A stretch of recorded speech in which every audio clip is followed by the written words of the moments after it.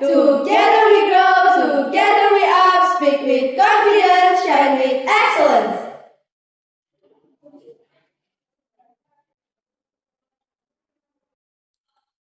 Selamat pagi, salam sejahtera bagi kita semua. Dewan juri yang terhormat, penghitung waktu serta rekan berpikir saya dari tim Pro. Saya Rani, selaku pembicara pertama dari tim Kontra, menegaskan ketidaksetujuan tim kami mengenai mosi perdebatan kali ini, yaitu Dewan ini sebagai Gen Z akan memprioritaskan alokasi dana untuk self-reward dibandingkan memulai investasi. Dewan juri yang terhormat serta rekan berpikir saya dari tim Pro, apa jadinya generasi yang katanya paling melek teknologi justru menjadi generasi dengan utang terbanyak tanpa satupun aset yang dimiliki. Itu adalah hal yang kita bahas ke depannya. Dewan juri yang terhormat, sebagai pembicara pertama, izinkan saya mendefinisikan mosi perdebatan yang kali ini. Self-reward adalah pengeluaran konsumtif dan tanpa nilai tambah ekonomi di masa depan seperti staycation dan membeli barang mahal. Yang kedua adalah investasi. Investasi adalah alokasi dana ke instrumen produktif yang menghasilkan imbal balik di masa depan seperti saham, emas maupun reksadana. Memprioritaskan adalah jika sumber daya terbatas. Self-reward adalah hal yang didahulukan dan investasi adalah hal yang dikesampingkan. Maka dari itu, kami percaya mosi kali ini sangat perlu dibahas dikarenakan yang pertama mengenai krisis literasi keuangan Gen Z.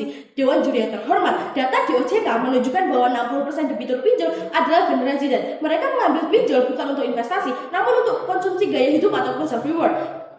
Kenyataan pahit yang perlu kita bahas adalah menghadiahi diri sendiri dengan hutang. Dewan juri yang terhormat yang kedua adalah opportunity cost atau biaya peluang, nilai tertinggi yang hilang dari pilihan yang tidak kita ambil. Kita bayangkan jika 3 juta kita hari ini bisa menjadi 12 juta dalam 10 tahun ke depan ketika kita menginvestasikan dengan bunga dengan imbal balik 15% per tahun. Yang ketiga adalah sandwich generation, rentang terdampak di Indonesia. 46,3% Gen Z adalah sandwich generation. Jika mereka melakukan self-reward, ini sama saja dengan mereka melakukan bunuh diri finansial. Yang keempat adalah dampak jangka panjang. Tanpa investasi, Gen Z akan memasuki usia senja tanpa satupun aset yang dimiliki. Kita bayangkan, jika Anda menghabiskan 5 juta hari ini dan dalam 3 bulan ke depan Anda mengalami kecelakaan, maka seharusnya 5 juta yang Anda habiskan kemarin bisa untuk Anda berobat, bukan. Dewan juri yang terhormat. Maka dari itu kami selaku tim Kontra memiliki argumen untuk mendukung posisi kami sebagai Kontra. Yang pertama, dalam bidang politik, prioritas self-reward menciptakan generasi tanpa aset. Dalam ekonomi, self-reward mendorong inflasi gaya hidup. Ini juga tidak selaras dengan Undang-Undang Nomor 7 Tahun 2014. Dewan juri yang terhormat. Yang ketiga adalah pendidikan. Self-reward melumpuhkan kemampuan delayed gratification dan menghambat tujuan Undang-Undang Nomor 20 Tahun 2002 mengenai pendidikan nasional untuk pribadi disiplin. Yang keempat, dalam bidang kesehatan, ini dapat menciptakan bumerang kesehatan mental. Seperti yang kita ketahui, stres finansial itu lebih parah daripada stres kerja. Dewan juri yang terhormat, maka dari itu kami selaku tim Kontra menolak mosi perdebatan kali ini, yaitu Dewan ini sebagai Gen Z akan memprioritaskan alokasi dana untuk self-reward dibandingkan memulai investasi. Itu saja yang dapat saya berikan. Terima kasih.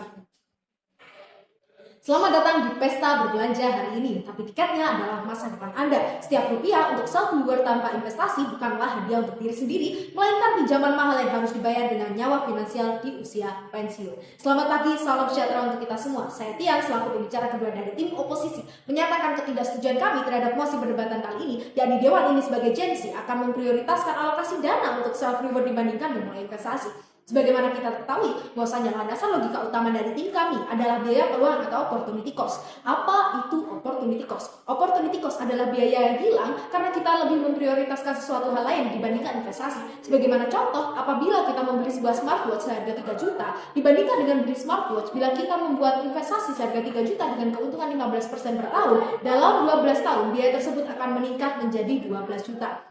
Kita memiliki beberapa poin argumentasi. Yang pertama dari segi politik, poin A. Kita dapat mengetahui bahwasanya ini menciptakan generasi yang pasif dan rentan krisis. Bagaimana dapat kita katakan demikian? Sebagaimana kita ketahui bahwasanya pada prinsip ekonomi menekankan efisiensi. Apabila kita lebih mengutamakan self-reward dibandingkan mulai investasi, apakah itu termasuk investasi? Tentu tidak, bukan. Maka dari itu, bila kita mengalokasikan dana untuk self-reward, itu akan cepat sekali habis. Namun berbeda dengan investasi, bila kita melakukan investasi, dampak yang kita dapatkan tidak hanya saat ini, namun juga pada saat masa depan. Sebagaimana kita ketahui, pada Undang-Undang Dasar tahun 1945 alinea keempat telah menekankan kita harus mencerdaskan dan melindungi segenap bangsa Indonesia. Apabila kita lebih menekankan self-reward dibandingkan investasi, apakah itu mencerdaskan dan juga melindungi segenap bangsa Indonesia dari krisis ekonomi yang akan terjadi di masa mendatang? Tentu tidak, bukan. Maka dari itu kita dapat mengambil contoh sebagaimana saat pandemi COVID-19, orang-orang yang lebih konsumtif cenderung tidak memiliki bantalan ekonomi yang kuat. Namun seseorang yang lebih banyak menabung, melakukan investasi seperti reksadana atau emas memiliki bantalan ekonomi yang lebih kuat sehingga lebih aman dari segi perekonomian dan kehidupan. Yang kedua dari segi ekonomi poin A, ini bersifat inflationary. Apa maksudnya bersifat inflationary? Karena apabila kita melakukan self reward secara berlebihan, maka sama saja kita menambah permintaan atau demand tapi tidak menambah supply. Pada akhirnya sesuatu yang kita kira hanya akan berdampak pada diri kita sendiri, ternyata juga berdampak bagi orang banyak.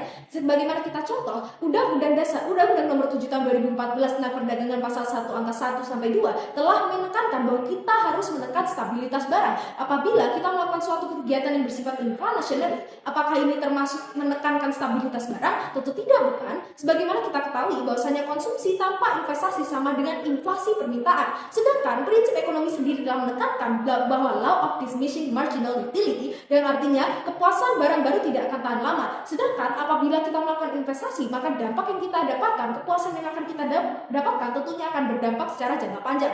Yang kedua, pada segi pendidikan poin A, ini dapat memburuknya kemampuan delayed gratification atau menunda kepuasan. Bagaimana dapat kita katakan demikian? Karena kita ketahui bahwasanya sekarang negara sedang menekankan mental juara pada siswa. Dengan memburuknya kemampuan delayed gratification, apakah itu meningkatkan sumber daya manusia di Indonesia? Tidak, bukan. Sebagaimana kita ketahui, Undang-Undang Nomor 20 Tahun 2003 tentang Sistem Pendidikan Nasional pasal 3 telah menekankan siswa harus disiplin, mandiri, dan bertanggung jawab. Apabila siswa memiliki kemampuan buruk delayed gratification, apakah itu sama saja mereka disiplin, mandiri, dan bertanggung jawab? Tentu tidak, bukan. Selanjutnya dari segi kesehatan poin A, ini menciptakan bumerang kesehatan mental. Bagaimana dapat kita katakan demikian? Karena kita ketahui bahwa stres finansial lebih berdampak daripada stres kerja. Sebagaimana landasan hukum negara kita telah menekankan pada Undang-Undang Nomor 17 Tahun 2023 tentang kesehatan. Kesehatan adalah jiwa integral kesehatan. Sebagaimana kita ketahui bahwasanya prinsip ekonomi telah menekankan juga bahwasanya kita harus menekankan prinsip keseimbangan atau budgeting dengan teori 50-30-20 dengan alokasi 30% untuk tabungan. Kita tidak bisa membalik-balik hal itu dengan juri yang terhormat. Bila kita lebih menekankan self reward dibandingkan dengan memulai investasi, maka sama saja kita telah menolak dan juga kita tidak menerapkan prinsip ekonomi keseimbangan atau budgeting. Maka dari itu, kita ketahui bahwasanya argumentasi kami lebih berdampak dari segi politik, dari segi kesehatan, dari segi ekonomi, dari segi pendidikan. Kita ketahui bahwasanya argumentasi harus bisa diimplementasikan. Maka dari itu, kami selaku tim oposisi menyatakan ketidaksetujuan kami terhadap mosi perdebatan kali ini bahwa Dewan ini sebagai akan memprioritaskan alokasi dana untuk self reward dibandingkan memulai investasi. Bangga menjadi tim oposisi. Terima kasih. Manakah yang lebih rasional, menukar masa depan yang pasti dengan kemewahan yang fana, atau justru menunda kesenangan sesaat demi kemandirian finansial? Selamat pagi dan salam sejahtera bagi kita semua. Dewan juri yang terhormat, menghitung waktu serta rekan berpikir saya dari tim pro. Sebelumnya perkenalkan, saya Yunita Amelia Putri sebagai pembicara ketiga dari tim kontra, yang mana pada hari ini dengan tegas menolak mosi Dewan ini sebagai Gen Z akan memprioritaskan alokasi dana untuk self reward dibandingkan memulai investasi. Hadirin sekalian, tim afirmasi telah sepenuhnya gagal tentang salah satu prinsip ekonomi yang mana sangat penting bagi kehidupan kita, yakni biaya peluang. Biaya peluang adalah nilai tertinggi suatu barang yang tidak bisa kita raih karena kita melewatkan kesempatan tersebut. Sebagai pembicara ketiga, saya akan memperkuat posisi tim kami, membantah argumentasi tim lawan dan membuktikan mengapa argumentasi kami dapat dinilai lebih unggul. Pertama-tama, tim afirmasi telah mengklaim bahwa self reward adalah bentuk kebahagiaan yang dapat melindungi mental health para Gen Z. Namun hadirin sekalian, mereka sepenuhnya salah dalam hal ini karena self reward hanyalah bersifat kesenangan sementara sedangkan dampaknya permanen. Seperti yang kita tahu, dalam law of diminishing marginal utility, kepuasan konsumen akan terus menurun seiring berjalannya waktu. Lantas bagaimana mereka bisa mengklaim bahwa mental health dapat melindungi para Gen Z jika mereka tidak memiliki kemandirian finansial atau keamanan finansial? Sebagaimana yang sudah dijelaskan oleh pembicara kedua kami dalam aspek kesehatan poin A, bahwa ini justru akan menciptakan bumerang kesehatan mental dikarenakan oleh stres finansial. Kemudian yang kedua, tim afirmasi atau tim pro telah mengklaim bahwa self reward dapat mendorong produktivitas ekonomi melalui konsumsi yang dilakukan oleh para Gen Z. Namun ini tidak sepenuhnya benar hadirin sekalian, karena dalam argumentasi kami aspek politik poin A ini justru bersifat inflationary karena permintaan atau demand yang ada dalam pasar akan terus meningkat seiring berjalannya waktu karena para Gen Z terus memprioritaskan self reward, sementara supply atau kapasitas produksi yang ada dalam pasar tidak memenuhi atau tidak setara dengan permintaan tersebut. Hal ini tentu sangat berbahaya bagi negara kita, sebagaimana contoh pada tahun 1998 di mana terjadinya krisis moneter yang sangat berbahaya. Kemudian yang ketiga, tim afirmasi atau tim pro telah mengklaim bahwa investasi itu beresiko. Namun hadirin sekalian, pandangan tim afirmasi atau tim pro mengenai investasi tidaklah cukup luas karena investasi tidak harus dimulai dengan saham atau properti mahal, tapi bisa dimulai dengan menabung, reksadana, serta emas yang mana lebih aman dan memiliki resiko lebih kecil untuk para pemula seperti Gen Z. Kemudian yang terakhir, tim afirmasi atau tim pro telah mengklaim bahwa self reward dapat meningkatkan motivasi dan produktivitas para Gen Z. Namun hal ini salah karena pembicara kedua saya sudah menyampaikan dalam aspek politik poin A, ini akan menciptakan generasi pasif yang rentan krisis. Hadirin sekalian, jika kita tetap memprioritaskan self reward dibandingkan memulai investasi, kita justru akan membuat kemampuan menunda kepuasan para Gen Z akan semakin memburuk serta meningkatnya mismatch skill di dunia kerja. Hadirin sekalian, kami juga menawarkan beberapa solusi untuk masalah ini. Yang pertama adalah prioritas alokasi keuangan dengan aturan 50-30-20 yang mana 50% dari pendapatan kita akan kita alokasikan kepada kebutuhan sehari-hari kita, kemudian yang 30% kita alokasikan untuk investasi, dan yang 20% kita alokasikan untuk self reward. Nah, kita tidak boleh mengutak-atik aturan tersebut karena jika kita merubahnya, itu akan sangat berdampak bagi kehidupan kita. Kemudian yang kedua, self reward berbasis pencapaian. Kita tidak boleh memprioritaskan self reward. Kita tetap boleh mendapatkan self reward untuk diri kita sendiri, namun harus berbasis pencapaian. Jika kita sudah mencapai suatu batas finansial tertentu, suatu tujuan finansial tertentu, barulah kita akan mendapatkan self reward untuk diri kita sendiri. Kemudian yang ketiga, fokus pada investasi produktif. Seperti yang saya sebutkan sebelumnya, reksadana, emas, dan menabung itu sudahlah alternatif yang sangat aman bagi para Gen Z yang ingin memulai investasi. Kemudian yang keempat, edukasi literasi finansial. Dengan adanya edukasi literasi finansial, para Gen Z akan meningkatkan pemahaman mereka tentang segala hal yang ada pada dunia ekonomi dan mereka tidak akan terjebak dalam investasi bodong atau sebagainya. Kemudian jika kita memprioritaskan investasi dibandingkan self reward, kita dapat meningkatkan literasi finansial, kemudian masa depan akan terus terjamin, dan yang terakhir menjaga kesehatan mental untuk jangka panjang. Kami mengklaim bahwa argumentasi kami dapat dinilai lebih kuat atau lebih unggul karena tim pro atau tim afirmasi telah gagal menjawab mengenai biaya peluang dan mereka gagal membuktikan manfaat jangka panjang dari self reward. Hadirin sekalian, oleh karena itu bangga menjadi tim oposisi. Terima kasih.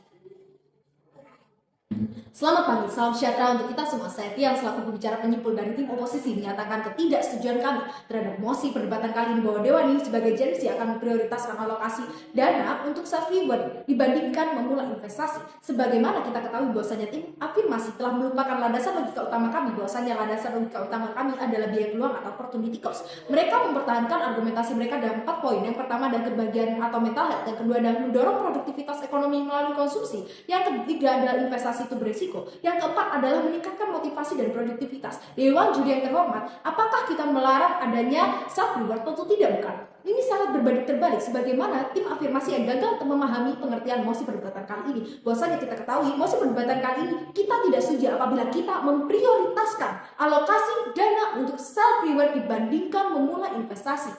Kita ketahui sendiri bahwasanya pada prinsip ekonomi sendiri telah menjelaskan teori 50, 30, dan 20. Apabila kita membalik-baliknya sebagaimana yang diinginkan oleh mosi perdebatan kali ini, apakah itu akan menjadi suatu hal yang menguntungkan? Tentu tidak, bukan.